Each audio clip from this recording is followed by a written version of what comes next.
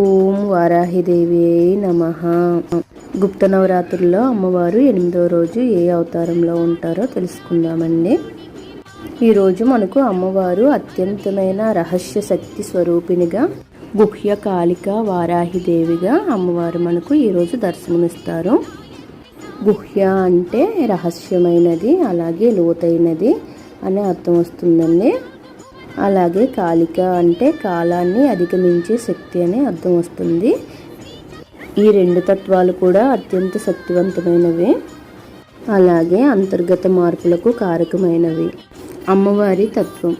అమ్మవారిని ఈరోజు పూజించటం వల్ల మనలో ఉన్నటువంటి అసత్యాన్ని, అలాగే అలసటని తొలగించి నిజమైన శక్తిని బోధన కలిగిస్తారు.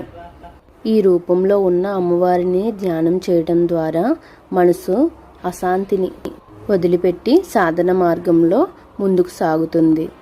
ఈ అమ్మవారు సృష్టి, స్థితి, లయలకు వెలుపల ఉండే తురియతత్వంను సూచిస్తారు.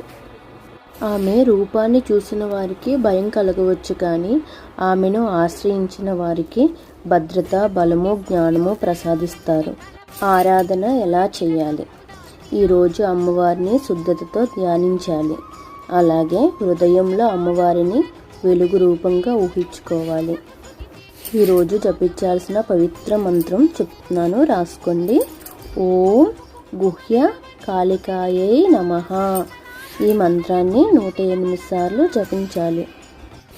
ఈరోజు అమ్మవారికి నీలం రంగు లేదా ఎరుపు రంగు పుష్పాలతో పూజ చేయాలి. ఇలా చేయడం శ్రేష్టం.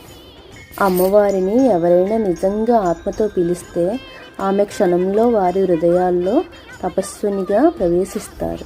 మనం గుహ్యకాళిక వారాహిదేవి రూపాన్ని గ్రహించడం అంటే మనలో ఉన్నటువంటి అసత్యాన్ని తొలగించడమేనండి.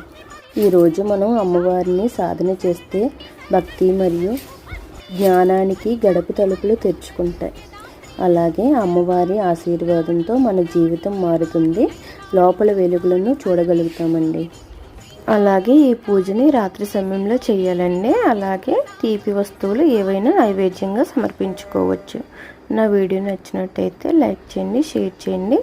ఇలాంటి విషయాలు మరికొన్ని తెలుసుకోవడానికి తప్పకుండా మన ఛానల్ని సబ్స్క్రైబ్ చేసుకోండి. Thank you for watching.